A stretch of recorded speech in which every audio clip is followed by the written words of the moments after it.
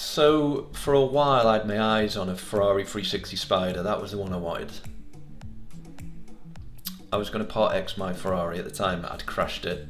It'd been fixed. I don't know, once I crashed it, I didn't really want to drive it again. I just thought, no, this is the time now. I think I only had it for about 3 years and crashed it, and then wanted an upgrade. So it only just managed to, it was nearly a write-off. I only just managed to save it. I got it back, didn't want to drive it.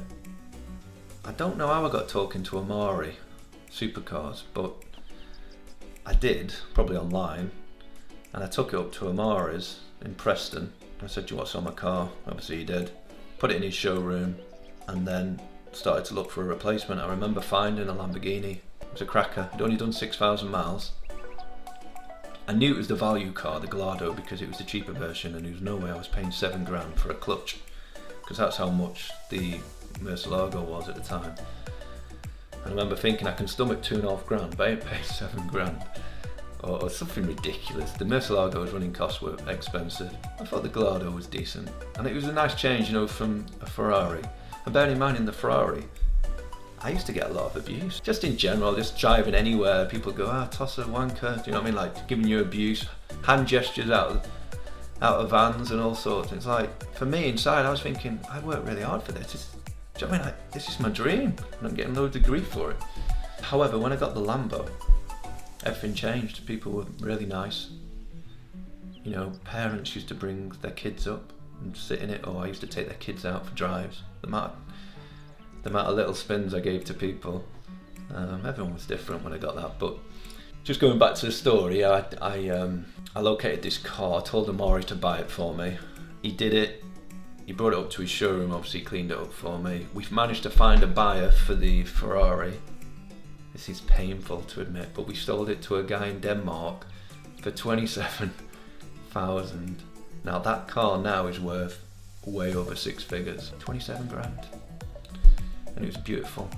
And it hadn't even done that many miles, it's just that I crashed it and I didn't really want to drive it. So anyway, going back to the story of the Lambo, so I go back to Amari's. On this day I went with my sister. We filmed it actually, but I think we've lost the tape now. I remember driving it back from Amari's back to mine. The first thing I thought of the Lambo was there was nowhere to put your left foot. I didn't like that. There was a tiny little space where you put your left foot. I was like, what is this? And it took me a while to get used to that. I know it's a bit of a random thing to say. The other thing was, I didn't feel like I could see around me very well in that. The window at the back was tiny, and it was quite hard to get used to driving with the visibility. However, because it was 4-wheel drive, it was so easy to drive, and it was faster than the Ferrari as well. And it was just, again, epic times in that. I loved the Lambo, loved it. I had it for 9 years. The last 2 years I had it, I fell out of love with it. I didn't drive it at all, and then in the end, I sold it to pay for a boiler.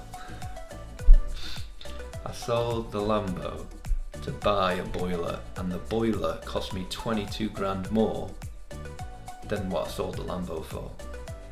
The boiler was mega expensive, and you're gonna wonder why I did that. Well, I did it because I was so fed up of my heating costs at home. That's why. It was painful.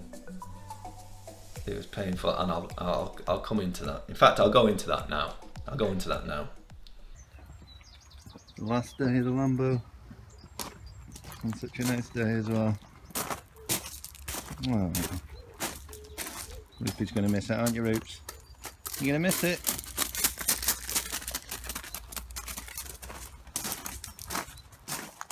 Right, it didn't you?